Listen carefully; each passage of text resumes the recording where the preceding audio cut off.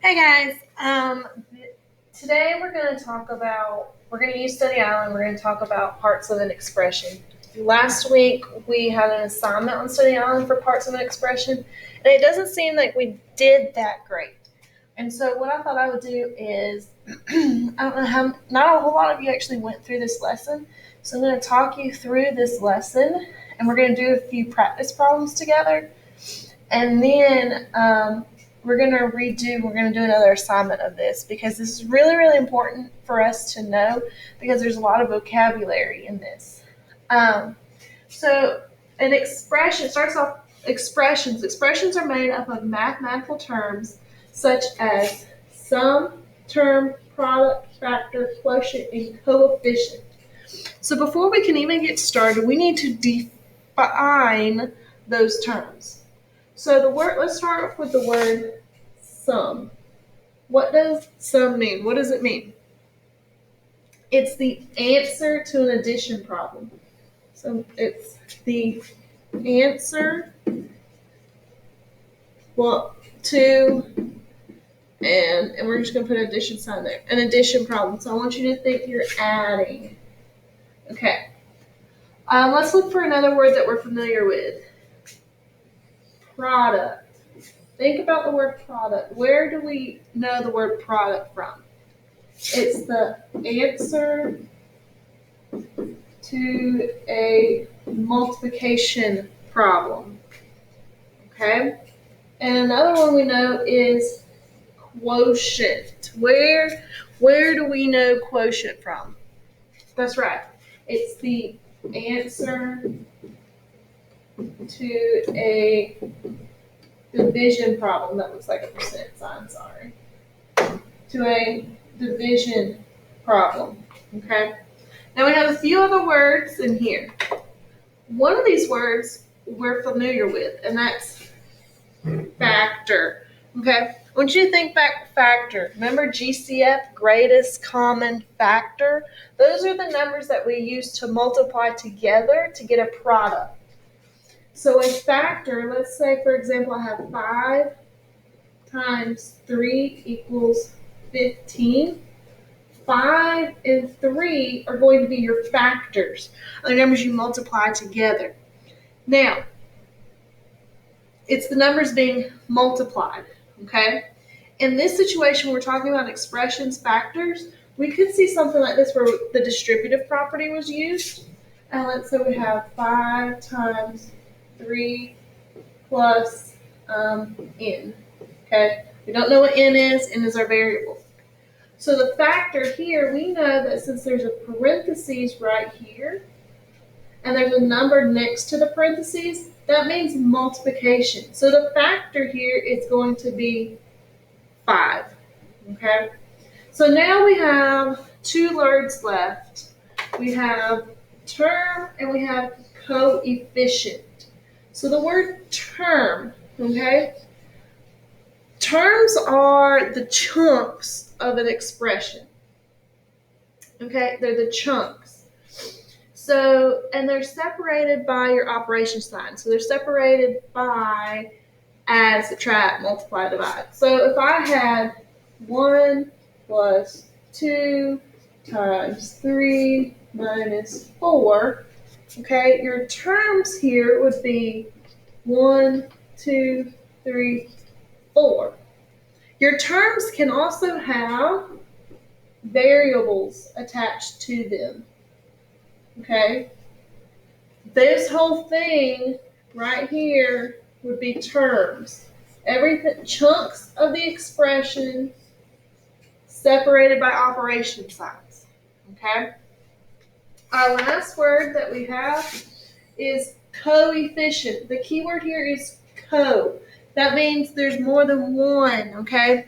Like a co-worker or a co-pilot. Remember, we used this word when we were talking about this back at the beginning of the year. It's a co. You got to have 2 to go together. An example of this is, let's say I have 2x, okay? See how their partners are next to each other? The coefficient of this is going to be 2, okay? It's the number that is, when you have a number and a variable, it's going to be the number part of that term. Because the letter is called a variable. It already has a name. So the number part is going to be a coefficient. Another word you may see that's not up here is constant. Okay? A constant. What does constant mean? Does constant mean it can change?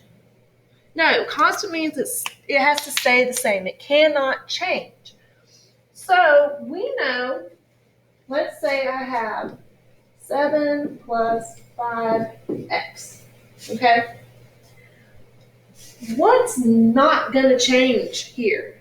Okay? What's not going to change? 7 is 7 no matter how you look at it. He's not going to change. 7 is 7. Okay? But now you're going to be like, Ms. Pittman, what about 5? Okay? Yeah, 5 is going to be 5, but look, he's being multiplied by an x. That variable. Variable means it can vary. It can be any number under the sky. It really could. It could be 5,246,000. Okay? Or it could be 2. We don't know. It can change. So, if I were to put different numbers here, 5 times 3 is 15. What if x was 2? 5 times 2 would be 10. What if it was just 1? It would be 5. See how you can get all these different answers? These vary. They're not constant.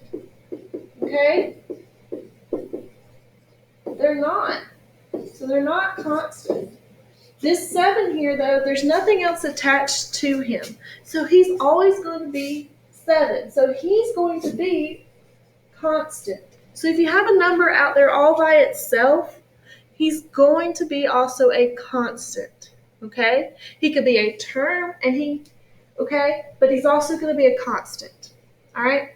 So let's look, after I've written all of this, let's look at example 1. It says, which of the following represents a term for the expression given? Okay? We're going to circle here the word term because that's the word that is our key word here. Okay? So I'm going to come back up here to where I have diagrammed all of our vocabulary words, and here's the word term. And I look up at my examples to the word term, and I see that it's the chunks of the expressions separated by operation signs. Okay, so let's circle the whole chunks. Okay, this is going to be a whole chunk. Okay, we're not going to separate it. This is a chunk. This is a chunk. Those chunks are called terms. So, what could be our answer? Can 5 be our answer? No, because it doesn't include the whole chunk, so it can't be 5. Can 7x be? Yeah, that's what we locked in, so we're going to put a little check mark by it. Could be that. X squared. Why can't x squared be a term? That's right. It's part of the term, but it's not the whole term. And same thing for x cubed. So our final answer has to be B. Okay? All right. So let's scroll down. See if it's going to let me scroll down. Okay, I'm going to look at our next question. It says, I'm going to erase this right here for us. It says, which of the following represents a coefficient in from the expression given? Our keyword here is coefficient. All right, if we remember, I can go see if I can go back up and it'll line up for us. A coefficient was the number part when you had a number and a variable. I don't know why this is. I don't know. All right. So, coefficient. Let's look at all the coefficients that we have. Okay, this 3 is next to a variable. This 7 is next to a variable. Is 11 next to a variable? No, so 11 can't be it. So we're looking for either 3 or 7. Okay? Now, answer A says 3x. Is 3x correct? No, because that's the whole thing. It's a chunk in which we call a term, so that can't be correct. Up, we have 7. That could be correct. Once again, we have 7x squared. That's the whole chunk. That's the term, so it can't be it. And 11 has no variable attached to it. It's no code to it. It's just 1. Okay? That's going to be our constant, so that can't be it either. Okay? All right. So now that we've done this, let's see if we can move. Let's see if I can erase this real quick. And we're going to move to some practice problems. And then I'm going to have you try it on your own. Okay? All right. So question number 1 says, which of the following represents a factor from the expression given? All right. What's our key word going to be here? That's right. Factor, or factor. Now, I want you to go back and try to remember the diagram of that sentence. Okay? We had the word sum, and sum meant addition. Okay? We had the word product, and product meant multiplication, the answer to a multiplication problem. Okay? We had quotient, and that was the answer to a division problem. We had term, and that was our chunks. Okay. Then we had coefficient. Okay. And that was the number part in the number and variable. We had a constant, which stayed the same. Okay, and then we also had a factor. Remember, factors were the numbers when you multiply them together, or the two numbers you multiply by. Okay, so looking here, we can see where is their multiplication going on. Okay, if we go back and remember, where there's a parentheses and a number, there's multiplication going on. So 20x squared, where did they even get 20x squared? I have no idea. Oh, you know where they got it? They multiplied, they distributed, okay? But is the answer, that's the answer, that's the product. So can it be the factor? No. Okay. All right. Let's look at 5. Is 5 next to the parentheses? Yes. Is it being multiplied? Yes. Our answer has to be 5. Let's see. And we got it right. Okay. All right. I'm going to erase this right here. It says, which of the following describes 4 plus at 6 in the expression above? I'm going to give you a second, and I want you to think about it. 4 plus 6. Is it a product? Is it the difference? Is it the quotient? Or is it the sum? Think about it.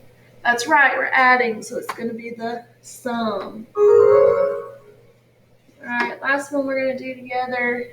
All right. It says drag each item to the correct location on the image. Not all items will be used. Look at the expression below. Drag the parts of the expression that are considered to be terms to the box below. If I come over here, I remember that terms are my chunks. Okay, so I'm going to box in my chunks here. My chunks between operation signs. All right, there's my chunks. So I'm going to try to drag and drop my chunks. Let's see if you can let me drag and drop it. For some reason, it's not letting me drag and drop it. All right, so our answer would be 2x, okay? And then it's going to be 5x squared over 7. And then it would be this, so let's just circle them. It would be this one, and this one, okay? The reason it's not any of these right here is it's because it's not the full part of the chunks, okay? All right. So there you have it. That is how those are parts of expressions. What I want you to do after watching this video is go and work on your parts of an expression assignment, okay? Have a great day, and I'm going to be making some more videos.